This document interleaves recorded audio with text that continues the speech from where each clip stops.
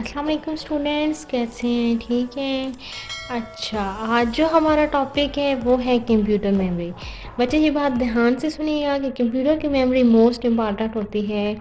क्यों होती है? क्योंकि कंप्यूटर मेमोरी के बगैर चल ही नहीं सकता। देखिए ना, एक इंसान का दिमाग होता है, ब्रेन होता है, जिसमें इंसान की सोच समझ सेंस चलती है।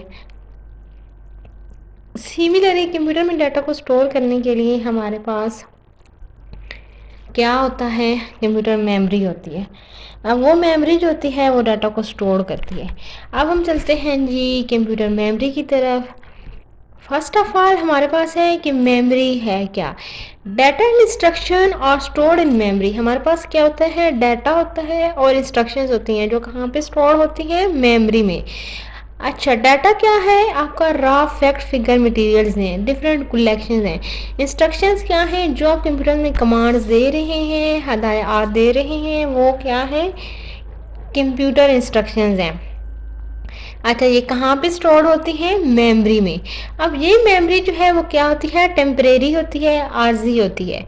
अच्छा, जो हमारे पास टेम्परेरी मेमोरी है, जो आर्जी तौर पे डाटा को स्टोर कर रही है, वो हमारा क्या है? प्राइमरी स्टोरेज है, जिसे हम प्राइमरी स्टोरेज भी कह सकते हैं। अब ये हमारी कहाँ पे कंसिस्ट होती हैं? मदरबोर्ड्स पे।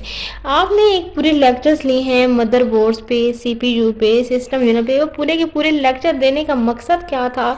कि आगे आपको मेमोरी के कंसेप्ट क्लियर हो जाए। वो पहले इस वजह से डिलीवर किए हैं लेक्चर्स और बाद में मेमोरी का टॉपिक रखे। अब मेमोरी की लोकेशंस कहाँ होती हैं? मदरबोर्ड पे होती हैं। ये क्या करती हैं? डाटा को स्टोर करती हैं और इंस्ट्रक्शंस को फॉरवर्ड करती हैं।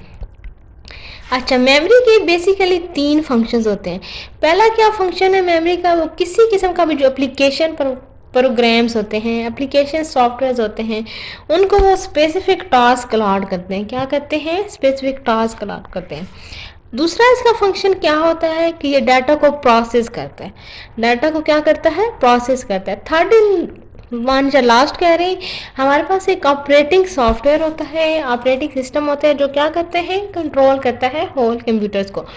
तो ये तीनों जो फंक्शन है ना, बेसिक लॉजिक्स जो हैं, वो कौन परफॉर्म कर रही है? मेमोरीज, कंप्यूटर की मेमोरीज कौन परफॉर्म कर रही हैं? कंप्यूटर। अच्छा, इसमें हमारे पास तीनों फंक्शन परफॉर्म होते हैं। ये हमारे पास स्पेसिफिक टास्क करती हैं, एप्लीकेशन प्रोग्राम्स करती हैं और उसके अलावा सिस्टम सॉफ्टवेयर यानी ऑपरेटिंग को हैंडल करती हैं। इसके अलावा कंप्यूटर में जो डाटा होता है वो बाइट की फॉर्म में स्टोर होता है, यूनिक एड्रेस पे स्टोर होता है। अब जी हम चलते हैं, ये कुछ हमारा कंप्यूटर मेमोरी का यूज स्ट्रक्चर्स होता है, इसकी यूज लोकेशंस होती हैं, इसका ये वाला डिज़ाइन होता है। चलते हैं जी टाइप्स ऑफ मेमोरी। बेसिकली हमारे पास 2 तरह की मेमोरीज होती हैं। एक हमारी वोलेटाइल मेमोरी होती हैं, एक नॉन वोलेटाइल मेमोरीज होती हैं। Volatile memory loss it contents when computer is turn off. यानी ये एक ऐसी मेमोरी होती है जो आपका डाटा लॉस कर देती है। इन दिस केस जब कंप्यूटर ऑफ हो जाता है, टर्न ऑन हो जाती है, तो यहाँ पे वोलेटाइल मेमोरी में बेटे आपका डाटा जो है ना वो लॉस हो जाता है। क्यों हो जाता है? क्योंकि वो आपका डाटा स्टोर ही टेम्परेरी तौर पे रख रही होती हैं। दूसरी हमारी होती है परमानेंट मेमोरीज, यानी हम नॉन वोलेटाइल मेमोरीज कहते हैं। बच्चे, ये हमारी वो वाली मेमोरीज होती हैं जो हमारा परमानेंट डाटा स्टोर करती हैं। जब आपका कंप्यूटर ऑफ भी हो जाता है, जब आप कंप्यूटर को ऑफ कर देते हैं, शट डाउन करते हैं, तब भी ये डाटा को लॉस नहीं करते। यानी इन दिस केस कि जैसे मेरे पास अभी ये फाइल ओपन है, ये अगर मेरी हार्ड ड्राइव में परमानेंट मेमोरी में पड़ी हुई है, सेव फाइल है, तो ये लॉस नहीं होंगी। अगर ये मेरी सेव फाइल नहीं है, ये मेरी एग्जिस्टिंग फाइल है, तो ये लॉस हो जाएंगी जब मैं टर्न ऑफ करूँगी। इसमें यही शार्ट सी बात है कि वोलेटाइल हमारी प्राइमरी होती है, नॉन वोलेटाइल हमारी सेकेंडरी है और सेकेंडरी मेमोरी हमारी परमानेंट स्टोरेज है। ये है कंप्यूटर मेमोरी का स्ट्रक्चर और ये है हमारी सेकेंडरी मेमोरी, ये है हमारी प्राइमरी मेमोरी। इनका यूज स्ट्रक्चर्स हैं। अभी मैं डिफाइन करूँगी कि प्राइमरी मेमोरी क्या होती हैं, किस तरह होती हैं और उनका क्या सिस्टम है और कितनी टाइप्स ऑफ मेमोरी। अच्छा जी, अब हम चलते हैं टाइप्स ऑफ मेमोरी। देखिए, ये एक इनहेरिटेंस है, एक स्ट्रक्चर है। कैसे? ये हमारे पास रैम है, इसमें फर्दर 2 टाइप्स हैं, एस रैम है, डी रैम है। ये हमारे पास रोम है, इसमें फर्दर 3 टाइप्स हैं, पी रोम है, ई पी रोम है and E E P ROM है। अभी हम रैम को भी डिस्कस करेंगे आज ही के लेक्चर में और उसकी टाइप्स को, एंड आज ही के लेक्चर में हम रोम को भी डिस्कस करेंगे और उसकी टाइप्स को। ठीक हो गया। अब हमारे पास पहले क्या मेमोरी है, रैम है। रैम क्या है, RAM stand for random access memory. किसकी एब्रीवेशन है, रैंडम एक्सेस मेमोरी। इसे हम क्या कहते हैं, मेन मेमोरी कहते हैं या डायरेक्ट एक्सेस मेमोरी कहते हैं। इसे हम क्या कहते हैं, अच्छा ये हमारी डायरेक्ट मेमोरी है। इसके अलावा हमारे पास इस मेमोरी में डाटा जो है वो लोड होता है before execution, before execution. Another इसका केस ये है कि हमारी टर्न ऑफ हो जाता है डाटा, यानी टेम्परेरी मेमोरी है, और इसे हम दूसरे लफ्ज़ों में क्या कहते हैं, वोलेटाइल मेमोरी। दूसरी बात यह है कि रैम हमारा इंपॉर्टेंट रोल प्ले करती है। 50 ms के लिहाज से हमारा ये डाटा को प्रोसेस स्पीड फॉरवर्ड करती है। इसके अलावा सीपीयू में हमारे पास जब डाटा रीड होता है तो वो रैम में जाके राइट होता है। कहाँ पे राइट होता है, रैम में। बाकी ये हमारे पास डाटा को जो है वो इसकी एग्जीक्यूशन या फॉरवर्ड या इंस्ट्रक्शन स्पीड फास्ट होती हैं। ये देखिएगा इसके हर स्टेप में इसकी हर बात की डिटेल दी है कि अगर हमारे पास इसकी बेसिक डॉक्यूमेंट वर्क्स हों तो 2 GB रैम होती हैं, 4 GB रैम होती हैं, 8 GB, 16 GB एंड 32 GB। तो ये बेसिक वर्क शॉर्ट होता है, डॉक्यूमेंट्स होती हैं तो वो तो सब में इजीली आइडेंटिफाई हो जाते हैं, सारा इसमें हैंडल होता है। अगर तो ये लार्ज डॉक्यूमेंट्स हैं, हैवी मल्टीटास्किंग है, तो ये 2 GB या 4 GB में नहीं होंगी, ये इसके लिए 8 GB रैम चाहिए होगी। अगर ये आपके पास बेसिक मल्टीपल ब्राउजिंग है, मल्टी टैब ब्राउजिंग है, multi tab browsing in this कह सकते हैं कि आपने क्रोम की भी फाइल ओपन की हुई है, फायरफॉक्स की भी फाइल ओपन की हुई है, एंड अदर डिफरेंट किस्म के आप ब्राउजर्स चला रहे हैं इंटरनेट के, तो उसमें बच्चे आपके पास 2 GB रैम काम नहीं करेगी। रैम की जो मेमोरी होती है ना वो बड़ा अफेक्ट करती है। क्यों करती है कि आपने जब हाई इंस्टॉलेशन करने होते हैं ना सॉफ्टवेयर्स की, तो वो चलते ही अच्छी रैम पे हैं। अब कुछ सॉफ्टवेयर ऐसे होते हैं जो लो लेवल की रैम पे चलते ही नहीं है।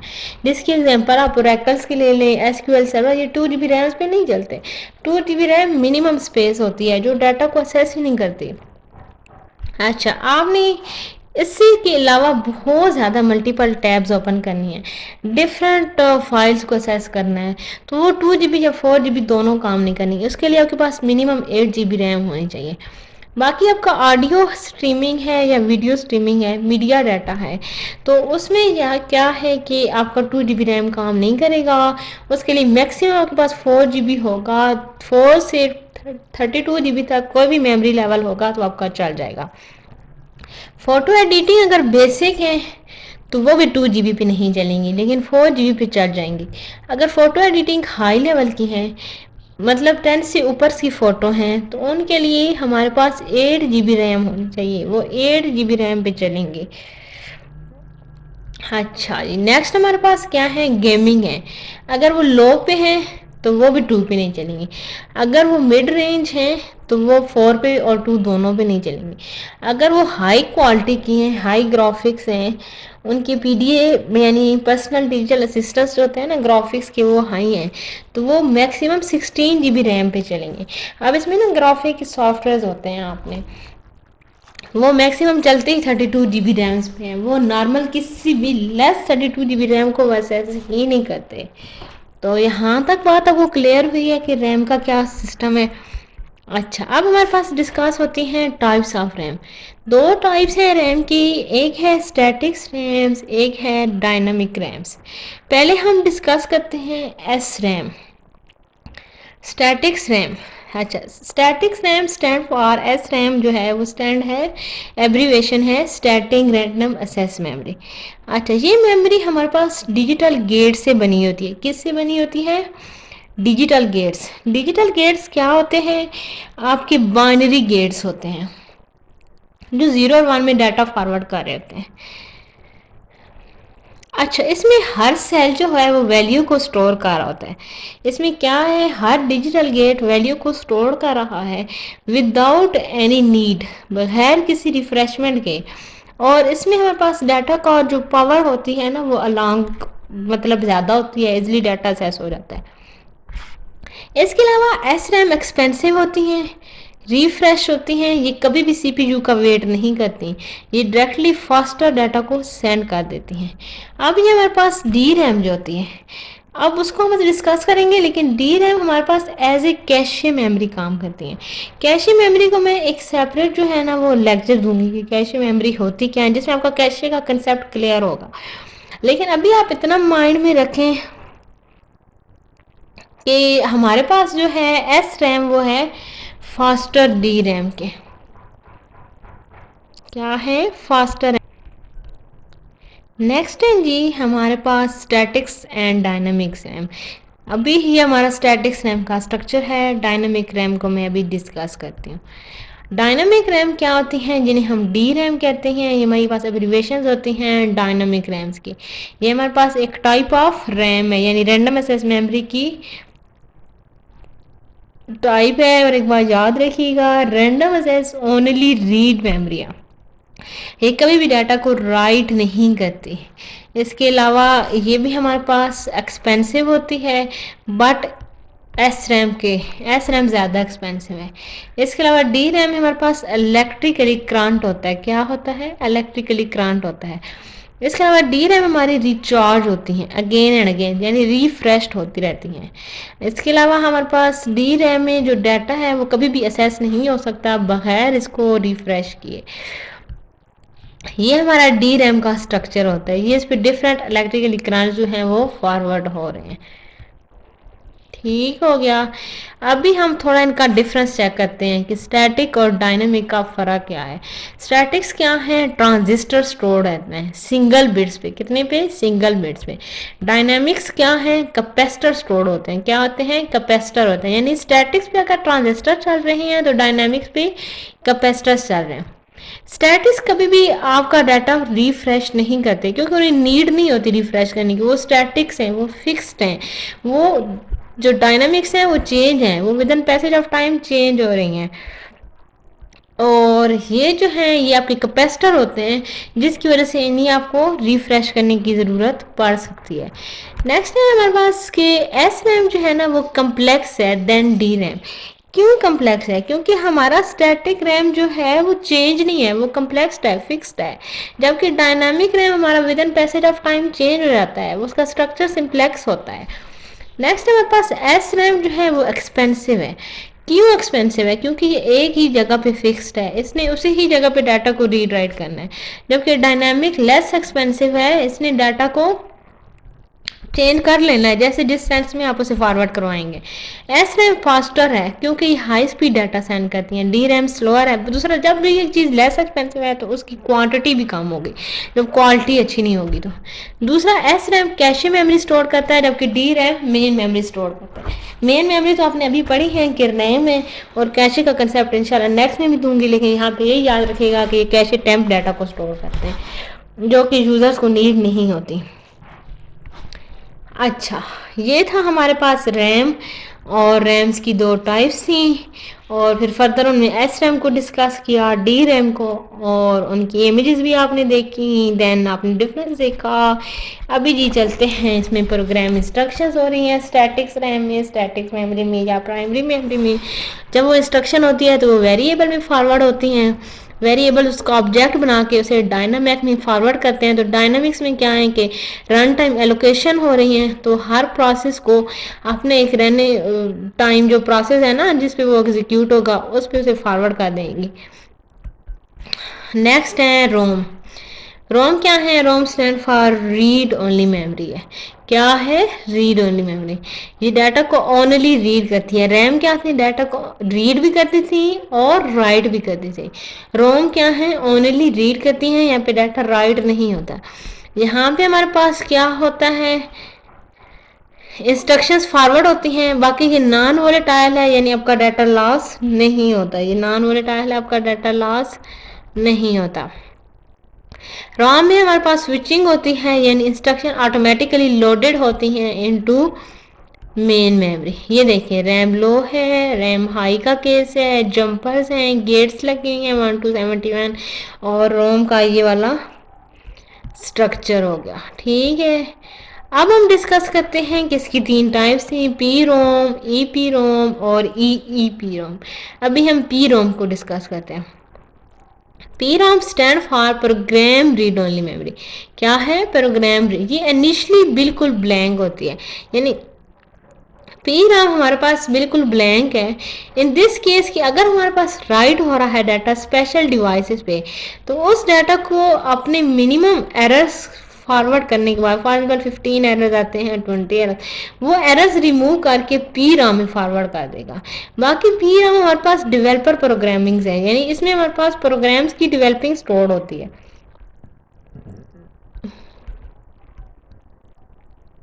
इसमें क्या होती हैं? प्रोग्राम्स की डेवलपिंग स्टोर होती हैं। ये स्ट्रक्चर देखिए पी राम का। पी राम क्या है? इसका हर वर्ड एक नए वर्ड को जनरेट कर रहा है। Program read only memory, only one time पे ये ओटीपी सेंड करते हैं। ओटीपीज क्या होते हैं? हमारी यूनिक वैल्यूज होती हैं। अब वो कहते हैं कि इसका जितना भी मैन्युफैक्चरिंग डाटा होता है वो चिप पे स्टोर होता है, और वो इम्पेटी डाटा होता है, यानी किसी किस्म का उसमें रॉ मटेरियल नहीं होता। बाकी ये प्रोग्रामर्स के लिए यूज़ होते हैं। मैंने स्टार्ट में पीछे अभी भी बात की है कि ये डेवलपर्स के लिए या प्रोग्रामर्स के लिए यूज़ होगी। अब वो कहते हैं कि once programmer data can not be erase. अब वो कहते हैं कि यहाँ पे आपका कोई डाटा इरेजेबल नहीं है। जो आपने डाटा रीड राइट कर दिया है उस चिप पे, वो परमानेंट उस चिप पे रहेगा। अब वो डाटा आपका चेंज नहीं हो पाएगा। अब नेक्स्ट है हमारे पास A P ROM. A P ROM है erasable program read only memory. अच्छा, जहाँ पे डाटा स्टोर हो रहा है चिप पे, ये क्या है? अल्ट्रा वायलेट लाइट होती है इसमें। अब वो लाइट क्या है? वो राइट करती है एक न्यू प्रोग्राम। ये देखिएगा वो क्या करती हैं, एक प्रोग्राम न्यू जब जनरेट करती हैं तो उसमें एक इरेजेबल तकनीक होती है। एक ऐसी चिप होती है जो आपका डाटा इरेज करती है, रीयूज डाटा को क्या कर देती हैं? इरेज कर देते हैं। EPROM जो है वो स्पेशल टाइप ऑफ मेमोरीज होती हैं।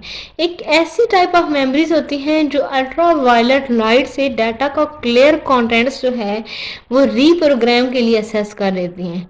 बाकी हमारे पास EPROM जो है वो कभी भी डाटा स्टोर नहीं करते। ये ओनली क्या है? रीड ओनली मेमोरी है और इरेजेबल। फॉर एग्जाम्पल आपने एक फोल्डर क्रिएट किया है, आप उस जगह पे वो फोल्डर डिलीट कर देते हैं, मेमोरी में उसी ही जगह पे दूसरा फोल्डर क्रिएट कर रहे हैं, तो इरेजेबल उसकी सिचुएशन थी, यानी उसने अल्ट्रा वायलेट श्वास से उसे इरेजेबल कर दिया है और वो डाटा जो है वो उसी जगह पे स्टोर कर रही हैं। यानी इसकी 3 कैटेगरीज हैं EPROM के। ये इलेक्ट्रिकल होती है, ये इरेजेबल होती है, ये प्रोग्रामर्स के लिए यूज होती है, एंड ये रीड ओनली मेमोरी है। ये किस किस पर्पज के लिए यूज होती है? इलेक्ट्रिक पल्स के लिए, इरेजेबल्स के लिए, ई प्रोग्रामर्स के लिए, रीड ओनली मेमोरी है ओनली। हाँ जी, लास्ट है हमारी EPROM। EPROM क्या है? Electronic erasable program read only memory. Electronic erasable program read only memory क्या है कि यहाँ पे भी डाटा इरेज हो रहा है। अब जहाँ पे इलेक्ट्रिकली पल्स से इरेज हो रहा है, किसके थ्रू हो रहा है? इलेक्ट्रॉनिक तरीके से। अब हमारे पास जहाँ पे एरर राइट्स नहीं होते, अगर हमारे पास किसी किस्म का इरेजर होता है कंटेंट्स, तो वो किससे होगा? इलेक्ट्रिकली पल्स से होगा। ये देखिएगा, ये हमारी रीड ओनली मेमोरी है, ओनली जो है प्रोग्राम्स को रिटर्न करती है किससे? इलेक्ट्रॉनिक डिवाइसेस से, इलेक्ट्रिकली पल्स से। इसके अलावा ये डाटा को मॉडिफाइड करती हैं।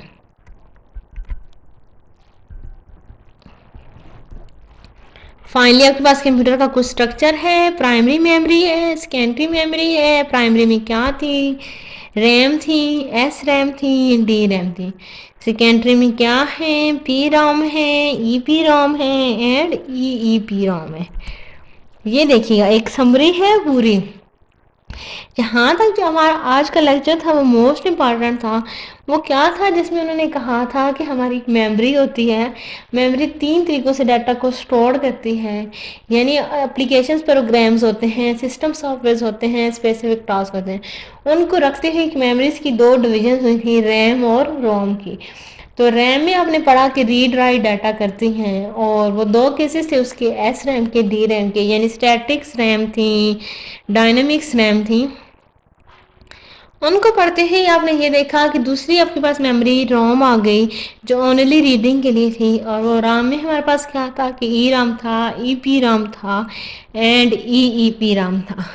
अब ई राम की अपनी फंक्शनैलिटी थी, ई पी राम की अपनी फंक्शनैलिटी थी, E P Ram electronic erasable तरीका था।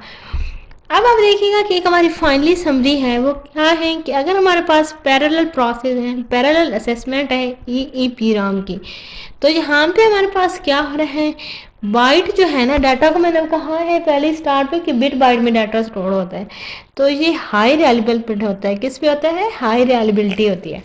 दूसरे इसके एप्लीकेशंस क्या हैं कि डायरेक्ट कोड्स हो सकते हैं, स्टोरेज एप्लीकेशंस हो सकती हैं, टेलीकम्युनिकेशंस एप्लीकेशंस हो सकती हैं, डिफरेंट मिलिट्री कम्युनिकेशन डिवाइसेस हो सकती हैं। यानी आपका डायरेक्ट कोड है, किसी किस्म की भी इसमें कम्युनिकेशन हो सकती हैं। तीसरे से क्या है कि टेक्नोलॉजी है। अब वो टेक्नोलॉजी दो चीज़ों पे है, एक बफर वॉरियंस हो सकते हैं, एक पेज राइट्स हो सकते हैं, एक सॉफ्टवेयर डाटा प्रोटेक्शन होता है। पेज बफर्ड एरिया वो वाला एरिया होता है जो मेमोरी का बिल्कुल खाली होता है, जो बिल्कुल रीयूज ही नहीं होता, जहाँ पे मेमोरी में आज दिन तक किसी ने डाटा राइट नहीं होता, राइट नहीं किया, उस एरिया को हम बफर्ड एरिया कहते हैं। ब्लैंक एरिया जो होता है वो हमारा बफर्ड एरिया होता है। दूसरा पेज राइट एरिया होता है, जहाँ पे किसी किस्म का डाटा पहले राइट हो रहा होता है। तीसरा सॉफ्टवेयर डाटा होते हैं या प्रोटेक्शंस डाटा होते हैं, जहाँ पे एप्लीकेशन असेस हो रही होती हैं, तो उनका अपना एक पैरामीटर की होती है। आप हमारे पास स्टार्टिंग की जो पैरामीटर की है वो 64 बिट टू 4 एम बिट है। ये आपका एक पूरा लेक्चर है कि डाटा जो है ना वो कैसे रिप्रेजेंट होता है, फॉरवर्ड होता है। तो ये हमारे पास मेगा बिट्स हैं और किलो बिट्स हैं। 64 के बिट्स से मुराद किलो बिट है और एम से मुराद मेगाबाइट्स हैं। अब उनमें की वोल्टेज जो है वो 2.7 वोल्टेज टू 5 वोल्टेज पे डाटा फॉरवर्ड कर रहे हैं। अब उसके डिफरेंट पैकेज हैं, PDIP के हैं, LCC के हैं, SOIC के हैं, TSOP के हैं। वो हर पैरामीटर्स के अपने पैकेजेस होते हैं। तो फाइनली एट द एंड हमारा ये वाला जो लेक्चर था वो मोस्ट इम्पॉर्टेंट था। आपका लॉन्ग में भी क्वेश्चन आ सकता है, लेकिन पूछा कोई एक पॉइंट जाता है, या आपकी प्राइमरी स्टोरेज पूछी जाती है या आपकी सेकेंडरी स्टोरेज पूछी जाती है। और सम टाइम बच्चों के इस बारे में कन्फ्यूजन भी है कि प्राइमरी हमारी क्या है, सेकेंडरी क्या है। प्राइमरी हमारी रैम है, सेकेंडरी हमारी क्या है, परमानेंट स्टोरेज है, रोम है, जो वो नॉन वोलेटाइल है, यानी आप जब टर्न ऑफ भी करते हैं तो आपका डाटा लॉस नहीं होता। इसके अलावा लेक्चर को गौर से सुनिएगा। इंशाल्लाह अगला जो हमारा लेक्चर है वो मेमोरी का ही है, वो नेक्स्ट मेमोरी की टाइप्स है। यानी आज हमने दो टाइप्स पढ़ी है ना, रैम्स की और रोम की, तो आगे भी हमारी मेमोरी ही चल रही है। ये दो हमारे स्पेसिफिक लेक्चर्स हैं मेमोरी पे। वो कैशे मेमोरी के हैं, जो इसका अभी इधर भी जिक्र हुआ था, तो मैंने कहा था कि कैशे की डिटेल जो है ना, वो कैशे क्या है, उसकी कितनी टाइप्स होती हैं, कैशे में डाटा कैसे स्टोर होता है, वो इंशाल्लाह नेक्स्ट लेक्चर में डिस्कस होगा। काइंडली लेक्चर और से सुना करें। Thanks lot. अल्लाह हाफिज़।